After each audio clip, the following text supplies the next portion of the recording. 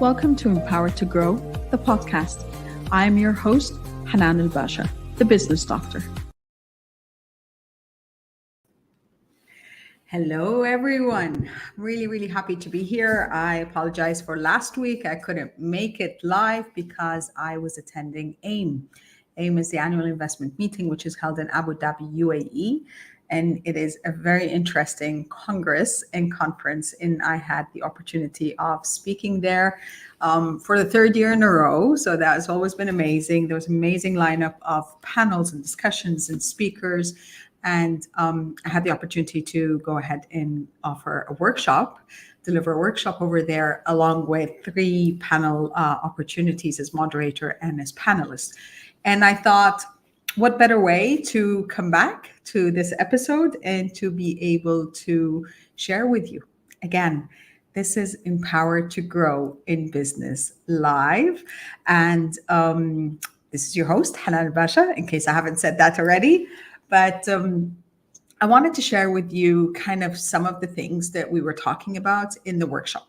And the workshop is exactly the title of today's episode. And it is about leveraging internationalization for the sustainable growth of SMEs, of small and medium enterprises. And let's first set the foundation for this discussion. The difference between SMEs and startups. Startups are, well, in essence, they do start as small companies. They're all about growth. They're about speed. They're about technology. They're tech-based or tech-enabled. And that gives them expedited growth because they're also dependent on investments from investors, whether at the beginning angel investors or first it's bootstrapping and then kind of funding from friends and family and fanatics, I like to call them. And then beyond that, it goes into angel investors and then VCs, that's venture capitalists, and kind of crowdfunding and going IPO, and it's a whole different trajectory and it's very fast paced. Now, small and medium enterprises have a different kind of business models, but also different growth rates and speed and scope and funding mechanisms such as loans from banks, and kind of when they grow a bit more, then there are different modalities for their growth. Why is it important to support startups and to look at them and to give them all the tools and the infrastructure necessary, as I like to advocate for startups, for SMEs as much as I do for startups?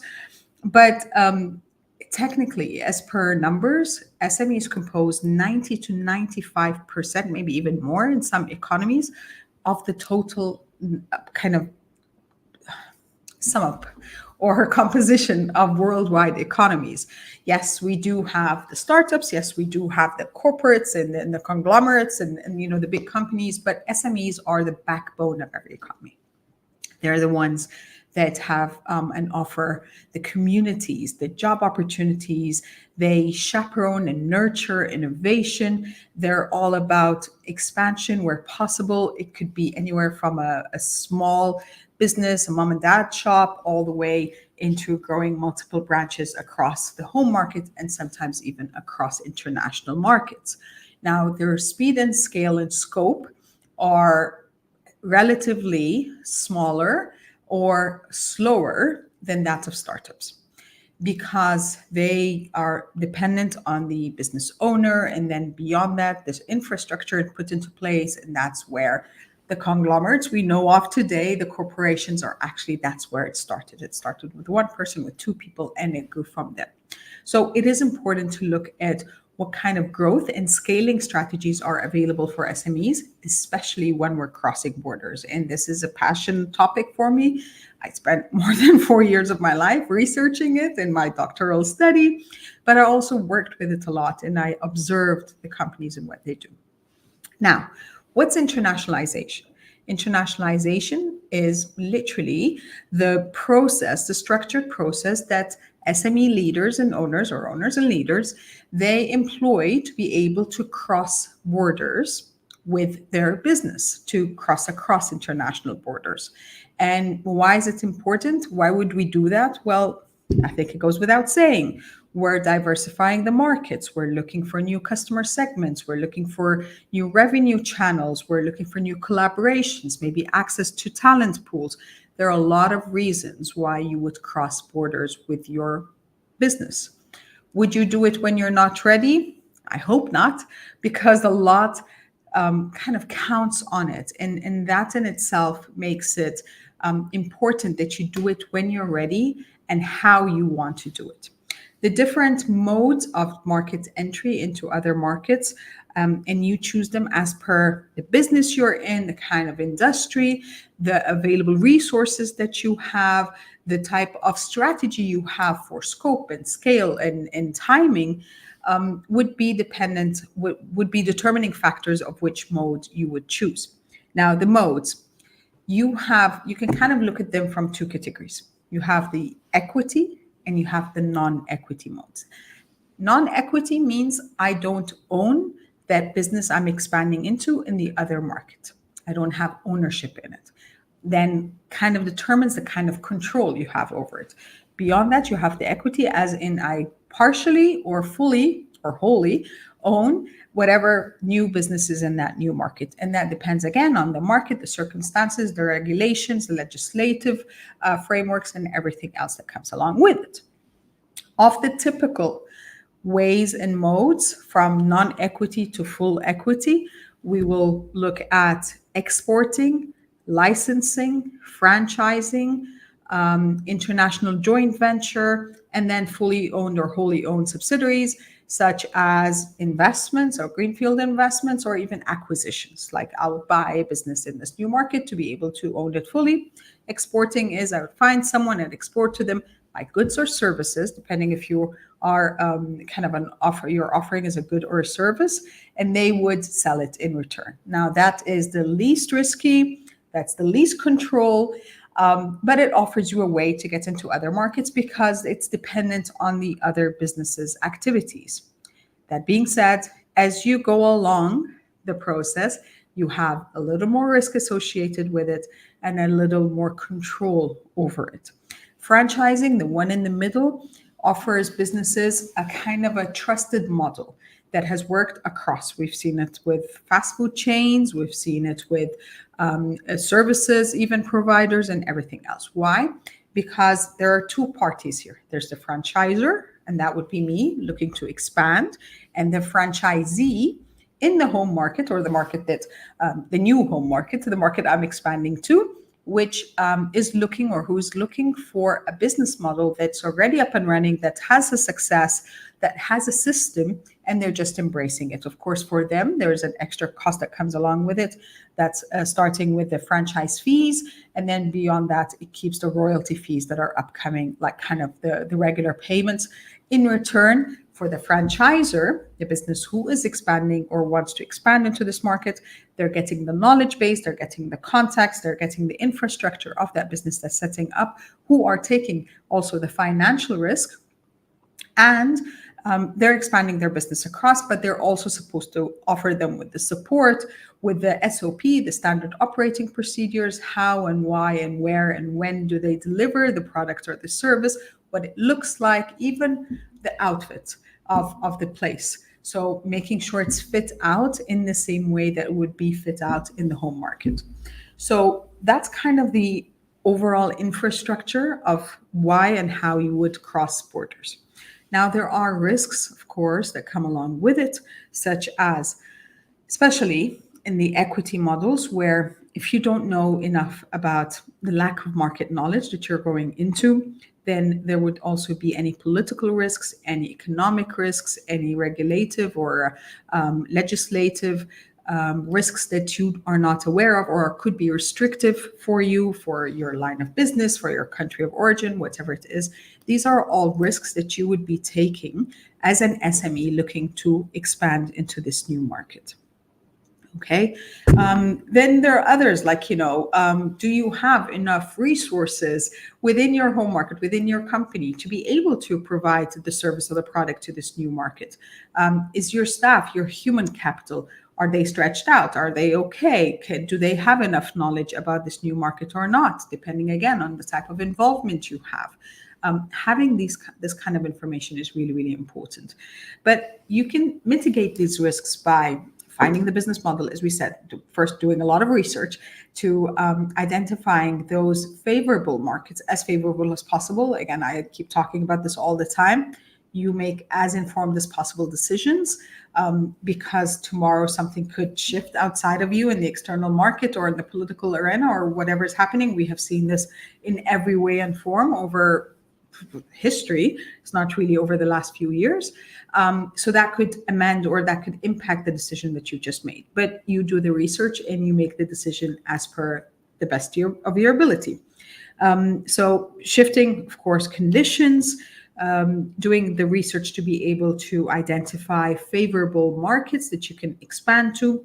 Of course, doing the research in making sure the type of market entry or mode is appropriate for you and satisfies your goals. So, of course, having the strategic goals of why I'm expanding, what do I expect out of it, whether we're looking, as I said earlier, the customer base, the revenues, the talent pool, just access to new markets.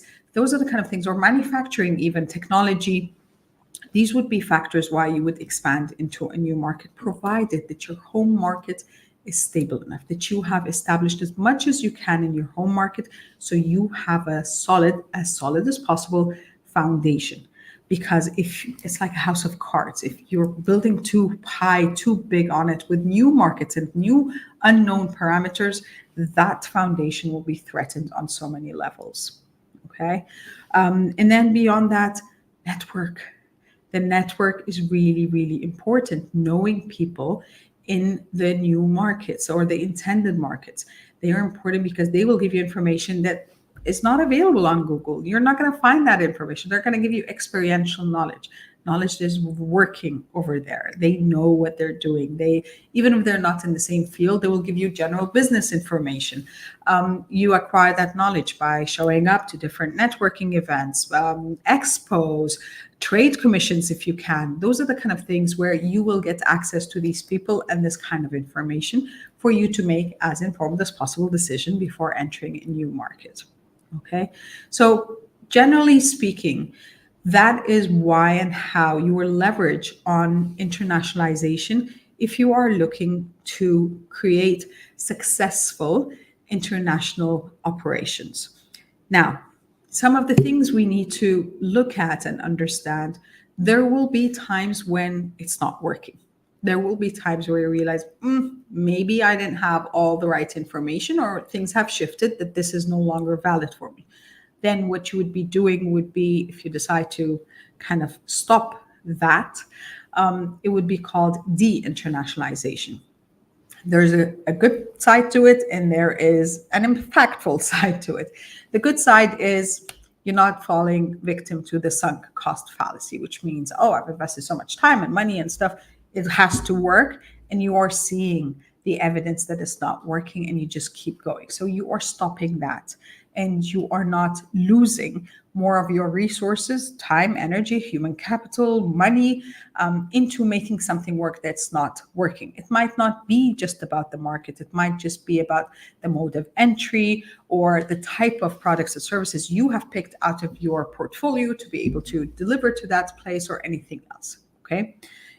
The other part would be that you want to capitalize on whatever competences and competitive advantages you have. They're kind of two categories. You have the CSA and the FSA. The CSA is the country-specific advantages, and the FSA are the firm-specific advantages. So, for example, if you're kind of a German company, then you come with that brand of Germany that's about innovation, it's about quality, it's about meticulousness and everything else. Capitalize on that. If you are a firm-specific advantage and you are, Apple, we know, and of course, Apple is not an SME. It used to be at a point in time, but it's not now. But we know as well that Apple, trusted products, innovative, a lot of time is spent in R&D, and theoretically speaking, it's a trusted partner, it's a trusted company, and they're trusted products. Okay. So you want to leverage on what works for you and how you can, it's all about the brand, it's all about the story. How do you put the story together? Other factors that could support your internationalization efforts would be to understand what you really want out of it, and whether this is a horizontal expansion, a vertical expansion. Are you looking to expand different product ranges or service ranges within that new market that you can kind of develop and create, or depending on whatever assets or resources you get in that market? Or are you looking to create more variations, or more even go into new segments that you haven't thought about that could be offered through these new markets, or that might not have enough potential in your home market, but they have different potential there? And last but not least, I would talk to you about psychic distance. And this is a concept I keep bringing up a lot more now, because this is one that I discovered while I was doing the study and the research about internationalization. And psychic distance is how close is this new market you're going into from your home market. So the psychic distance includes the psychographics, the demographics, the cultural, the political, the infrastructure distance from your market. If we are looking, I'm based in Qatar, and if I'm looking as a, for example, a Qatari company looking to expand into the UAE or Saudi Arabia or Kuwait or Bahrain or Oman, generally speaking, this is a very short psychic distance. But if I'm a Qatari company and I've decided to expand or open up new markets in Brazil, then that is a large or a very distant, very far the psychic distance. And I would need a lot more information and a lot more of the networks, of the capitalizing on the networks, to be able to make it across that to that market and to have success in that market. Okay. So that would be some of the things, but it could be that it's not about the market. Again, going back, what is your offering? What's your product or your service? You might not be culturally relevant because it's a niche offering that you can find your niche. It's a very specific target segment of customers that you can find across the globe, and they will share the same demographics, psychographics, and everything related to it, regardless of which market they are based in. So these are the kind of decision-making factors and parameters you have to put into your equation to look at what works best for you. So going from am I ready to cross borders or not with my SME? What kind of markets am I looking at that would serve my intentions? Of course, what are my intentions? What kind of markets would serve my intentions? What kind of modality I'm looking at, or country entry mode or market entry mode, depending on the amount of commitment I can put, the amount of control, and anything else related to it. Beyond that, how can I make this work? What are the best efforts I can put in as foundational work for going into this new market so I can get the best returns and revenues out of this expansion that I will be doing? And the whole point at the end of the day is always eye on the target, and the target is for that SME to be a sustainable, profitable business. That is really, really important, because unfortunately, even though, as I started by saying, SMEs compose 90 to even 99% of worldwide economies, a good 70 to 75% of them are not going to make it past the 10-year mark.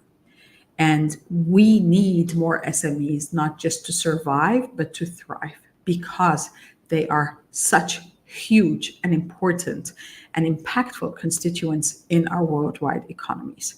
So from the infrastructure, from the legislative, from the regulative, from the funding that's available to them, from the readiness to cross markets and everything else, these are all important decisions and factors that, if you can support in any way, do that, do your homework, get across, offer your services, and just hopefully we can nurture and we can support a lot more SMEs across the globe, both in their home markets and in the international markets. So I hope that was kind of I like to think of it as a masterclass on internationalization for SMEs.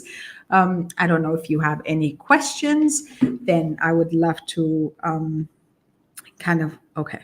So if you have any questions and you are seeing the repeat of this, the the recording, replay, whatever you want to call it, or you're listening to it on the podcast on Apple or Spotify or any other of the platforms that this podcast, Empowered to Grow in Business, is being played on, please do put in your question, put in your remark, get in touch. I would love to kind of have further discussions about this topic. As I said, this is a passion topic for me, and I hope that we can do anything and everything that we can to be able to support SMEs to be empowered to grow. So thank you so much for being with me tonight. And as I said, this is the live season of Empowered to Grow. Next week, I have a surprise for you. I have a very dear friend and guest and business expert, and we will be tackling a very interesting topic. So I will be announcing soon. Please do join us. Please do post the questions and everything else. And until then, as always, I wish you love, abundance, and prosperity. And I'll see you next time. Bye for now. Thank you for listening to the Empowered to Grow podcast. I'll catch you on the next episode. And until then, know that empowered you empowers others. Love, abundance, and prosperity to you all.